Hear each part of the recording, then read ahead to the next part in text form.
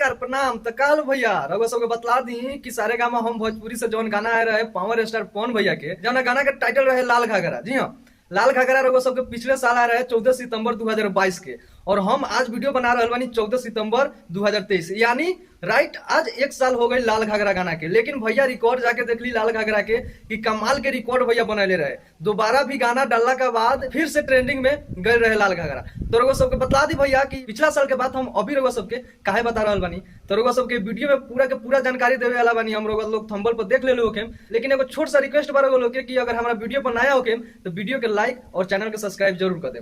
भैया आगे रघुआ सबके बतला दी कि फिर एक बार सारे गामा हम भोजपुरी ने पावर स्टार पवन भैया के साथ एक बहुत बड़ा माने सॉन्ग लेकर आ रहे हैं। जी हाँ, रघुआ सब देख रहा हो अपने डिस्प्ले पर कि भैया अलग अलग तरह के रघुआ सब के फोटो देखे के मिलत हुई। तो भैया ई गाना जौन की आ रहा बा सारे गामा हम भोजपुरी से, एक वीडियो शूटिंग कंप्लीट हो गए भैया। जी हाँ, रघुआ सबके बतला दी कि एमे जौन की एक्ट्रेस नजर आई है बहुत खूबसूरत एक्ट्रेस, हॉट एक्ट्रेस बोली, माने रघुआ सबके भोजपुरी में पहली बार देखे में नजर आई है। लेकिन रघुआ सबके बतला दी भैया कि वेब सीरीज और तेलुगु में बहुत सारा इनका फिल्म और वेब सीरीज आयल बा, लेकिन भोजपुरी में रघुआ सबके पहली बार नजर आई है, जिनका नाम बा अनुपमा प्रकाश। जी हाँ, एक्ट्रेस भैया हॉट एक्ट्रेस रघुआ सबके देखे में माने फुल एंजॉय आई। काहे कि गाना जौन की आवे वाला बा भैया रघुआ सबके नवरात्रि के पहले आवे वाला बा। जी हाँ, कि लाल घाघरा जौन रघुआ सबके बीच में आ रहे पिछला साल उहो आ रहे नवरात्रि के पहले, यानी आजे के दिन में लाल घाघरा रिलीज भय रहे, यानी 2023 में माने 2022 में आजे के दिन लाल घाघरा रिलीज भय रहे। लेकिन इस सॉन्ग जौन की आवे वाला भैया रघुआ सबके बीच में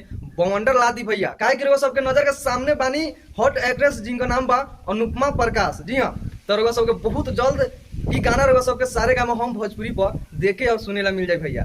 तो रघुआ सबके अपडेट कैसे लागल कमेंट करके जरूर बतलाएं। मिला तानी अगला वीडियो में, तब तक नमस्कार, लव यू ऑल।